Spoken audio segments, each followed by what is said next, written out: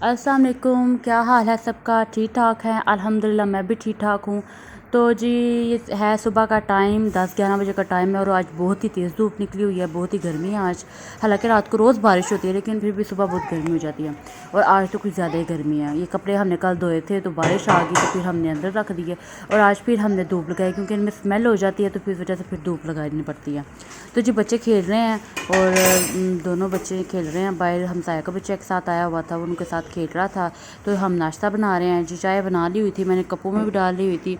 तो जी अब नाश्ता बना रहे हैं हम, साथ पराठे बना रहे हैं और जो रात का सालन था उसके साथ। ठीक है, तो ये पराठा बना रहे हैं। अब जो मेरी बहन है ना सैरिश, वो पराठे बना रही थी तो मैंने जब चाय वगैरह उसने बना ली हुई थी तो फिर मैंने कप वगैरह में डाली, मैंने कुछ रूम की चीज़ें समेट ली तो वो किचन का काम करने लग पड़ी, नाश्ता वो बनाने लग पड़ी और सफाई वगैरह की चीज़ें मैंने भी समेट ली हैं। मैं बोला सफाई मैं बाद में करूँगी, सुबह उठते साथ ही चीज़ें वगैरह समेट लो ना तो फिर जो ना इससे गंद जो होता है ना घर का वो कम लगता है और फिर इस तरह अचानक कोई आ भी जाए तो प्रॉब्लम नहीं होती है। झाड़ू पोछा तो हर बंदा बाद में भी लगा सकता है। तो जी फिर हम नाश्ता बना रहे थे और ये साथ दाल और कोफ्ते बनाए हुए थे रात को हमने।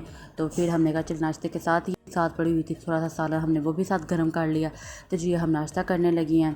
तो बच्चे जब नाश्ता करते हैं तो बहुत तंग करते हैं हमें, कभी ये चीज़ें पकड़ो तो कभी नीचे गिरा देते हैं। तो खैर बच्चों को हम फिर भी ज़रा कंट्रोल में रखते हैं और कभी किसी ने पकड़ लेते, कभी किसी ने जो जल्दी नाश्ता कर लेते फिर वो ना बच्चों को पकड़ लेते हैं।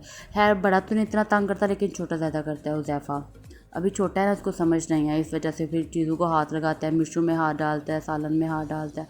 तो फिर यही होता है कि आंखों में ना लगा लेना। सारिश है वो किचन का काम कर रही थी, मैंने बोला तुम किचन साफ़ कर लो तो मैं झाड़ू पोछा कर लेती हूँ क्योंकि चीज़ें तो मैंने समेट ली थी पहले ही। तो ये भी मैं चीज़ें समेट रही थी, ओ सॉरी झाड़ू लगा रही थी। तो जी ये मैं झाड़ू लगा रही हूँ। तो गंद बच्चे बहुत डालते हैं, रोज़ सारा दिन दुकान से चीज़ें ला ला के तो खाते रहते हैं और बहुत ही ज़्यादा गंद डालते हैं।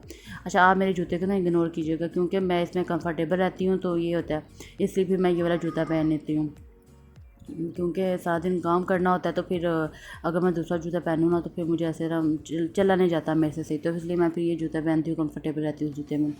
तो जी सफाइयाँ हो रही हैं अब क्योंकि बच्चे बहुत ही ज़्यादा गंद डाल देते हैं।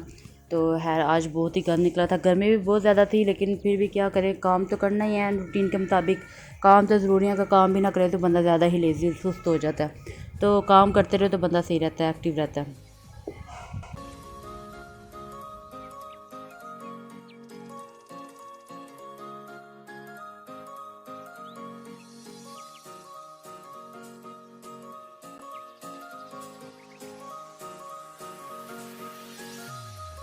आज तो मैं झाड़ू लगाते लगाते थक ही गई थी, घर भी माशाल्लाह से इतना बड़ा है, झाड़ू लगाते लगाते बंदे की बस हो जाती हुई थी।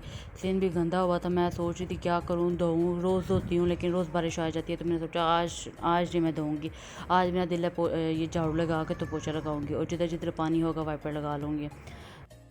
जी गंद वगैरह मैंने उठा लिया था, अब पोछे की बारी आई। पोछा भी ज़रूर लगाते हैं क्योंकि झाड़ू लगाने के बाद पोछा ना लगाएं तो गंद ऐसे ऐसे लगता है सफाई हुई नहीं हुई घर की।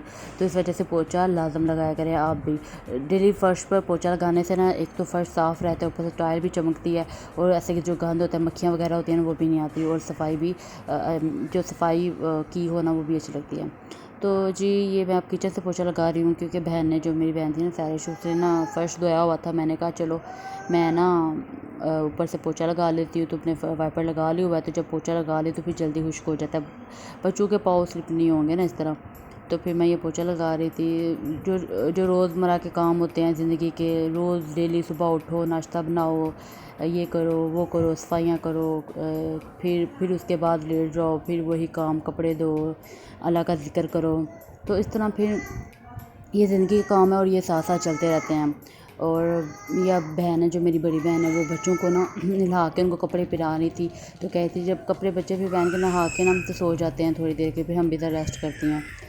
बच्चे सो जाते हैं और हम ज़रा मोबाइलों में लग जाते हैं, बात ये है। तो पोछा वगैरह मैंने लगा लिया हुआ था और अब मैं जो सेम जो पानी बारिश का जमा हुआ था ना वो मैं समेट रही थी। मैंने बोला जो साइडों पे पानी है ना बारिश का, वो ऐसे वाइपर लगा लेती हूँ, इस तरह पूरा सेम साफ़ ही लगेगा। तो जी मैं फिर ये वाइपर लगा रही थी क्योंकि थोड़ी थोड़ी छतों से जो मिट्टी आई होती है तो वो सारी फिर मैं समेट के तो मैंने ऐसे ना सारा फ़र्श साफ़ कर लिया। इस तरह फिर साफ़ साफ़ फ़र्श लगता है ना। तो ये देखिए माशाल्लाह से सारा फ़र्श ऐसे जो सेन है ना वो भी ऐसे साफ़ हो गया हुआ था। और ये हमारा लॉन है और लॉन में भी गंद पड़ा हुआ है, कपड़े वगैरह जो कल धोए थे वो पड़े हुए हैं हुश करने के लिए। और लॉन में गंद पड़ा हुआ है, भाई ने साफ़ करना, उसको कहा भी था साफ़ करो, उसने कोई नहीं किया, लेकिन खैर वो कह रहा था मैं कर दूँगा। तो जी हमारा घर हो गया है साफ़। अब मैं जो पर्दे वगैरह है ना आगे कर दूँगी जो हाल के हैं, बस तो अंधेरा कर दूँगी, बच्चे भी आराम से सो जाएंगे और जी हम भी ज़रा रेस्ट करेंगे थोड़ी देर। तो इस तरह फिर ना ये सारा घर साफ़ कर लिया। ड्राइंग रूम भी साफ़ था बिल्कुल। और ये ड्राइंग रूम है हमारा, तो ये कैमरे लगे हुए हैं हमारे, क्योंकि पता चलता रहता है, ये सेफ्टी के लिए बहुत ही अच्छे रहते हैं ना। तो इस तरह फिर हमारा भाई हो गया हुआ था नाराज़ किसी बात से, पता नहीं उसको क्या हुआ था। खाना क्यों नहीं खा रहे?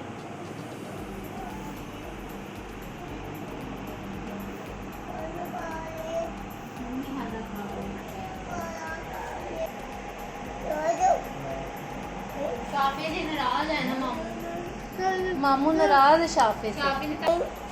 बोलो सॉरी मामू, बोलो आप खाना खा लो ना, बोलो पहले मामू को बोलो। अच्छा यार कोई गल नहीं है तो फिर बता नहीं था रहा क्या हुआ है। और हम उससे पूछ भी रहे थे, वो कह रहा था कुछ भी नहीं हुआ, मुझे कुछ भी नहीं हुआ। तो खाना भी नहीं था, वो कई दिन से खा रहा। तो हम उसको कह रहे थे क्या हुआ है, कोई बात है बताओ, तो वो बता नहीं था रहा।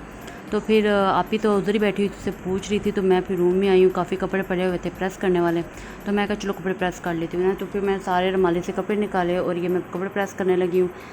तो बच्चों ने ऐसे गंद डाला होता है इधर उधर, कहीं उनकी गाड़ियाँ पड़ी होती हैं, कहीं खिलौने पड़े होते हैं, तो सारा दिन ही उठाते रहते हैं। है ननियाल जो आए हुए हैं, तो फिर ननियाल आके तो अपनी ऐश करते हैं। तो इस तरह फिर मैं कपड़े प्रेस करने लगी हूँ। काफ़ी कपड़े आराम आराम से करूँगी क्योंकि गर्मी भी बहुत है और ऊपर से कपड़े प्रेस करते भी गर्मी बहुत ही ज़्यादा लगती है। तो इस तरह फिर मैंने कहा चलो अभी टाइम काफ़ी है, तो सारा दिन खाना बनाने में टाइम है, तो मैं चलो ना साथ साथ खाना बना लूँगी और साथ साथ ऐसे ना दो दो तीन तीन करके जोड़े ना इस्त्री काट लूँगी। तो इस तरह मैंने दो दो तीन तीन करके जोड़े प्रेस करती गई और फिर साथ खाना भी बनाती गई। तो ये वीडियो मैं साथ क्लिप ले रही थी, मैंने कहा चले आपको दिखाऊंगी, आपके साथ शेयर करूंगी।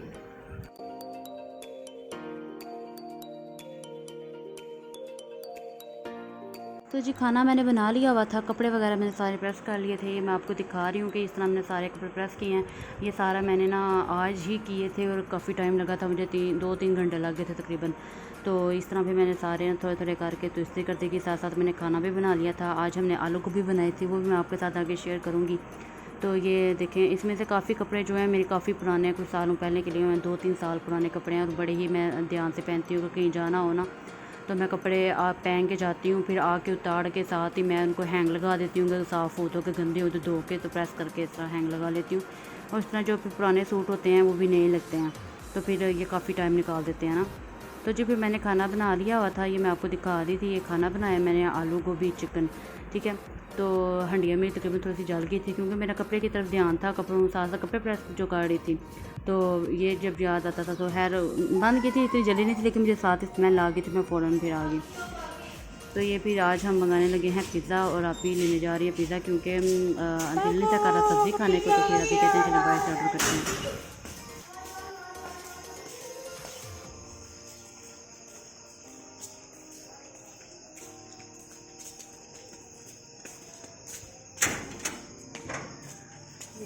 पैसे दे वो किसने है ना,